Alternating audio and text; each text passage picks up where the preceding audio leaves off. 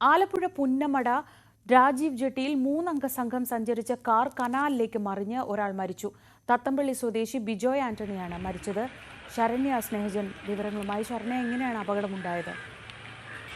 ഇന്നലെ രാത്രി 12:30-യോടെയാണ് ഈ അപകടം ഉണ്ടായിട്ടുള്ളത്. ഇവര് പുന്നമട ഭാഗത്തു നിന്നും KSRTC ബസ് സ്റ്റാൻഡിന്റെ ഭാഗത്തേക്ക് സഞ്ചരിക്കുകയായിരുന്നു. 3 അംഗ സംഘമാണ് കാറിലുണ്ടായിരുന്നത്. പുന്നമട പെൻഷിമോലിൽ നിന്ന് രാജീവ് ജെട്ടി ഭാഗത്തേക്ക് വരുന്ന വളവ് തിരിയുന്ന സ്ഥലത്താണ് കാറ് നിയന്ത്രണം വിട്ട് കനാലിലേക്ക് മറിഞ്ഞത്.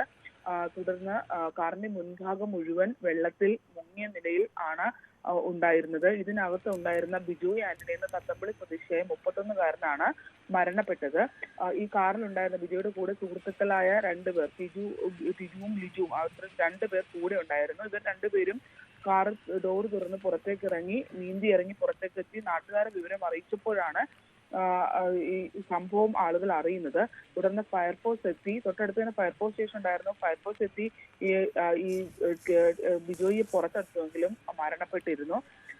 നല്ല മഴയും ഉണ്ടായിരുന്നു എന്നുള്ളതാണ് ആ സമയത്ത് അറിയാൻ കഴിഞ്ഞിട്ടുള്ളത്. അത്തരത്തിൽ വളവ് തിരിഞ്ഞ ഭാഗത്ത് നിയന്ത്രണം കിട്ടാതെ പോയതാണ് ഈ അപകടം എന്നുള്ളതാണ് ഇപ്പോൾ പോലീസിൽ നിന്ന് നമുക്ക് ലഭിക്കുന്ന വിവരം.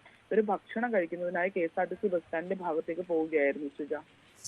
ശരണ്യ സ്നേഹജനാണ് വിവരങ്ങൾ നൽകിയത്. ആലപ്പുഴയിലും ഈ ഒരു മഴക്കാലത്ത് എന്തൊക്കെ തരം അപകടങ്ങളാണ് കേൾക്കേണ്ടി വരുന്നത്?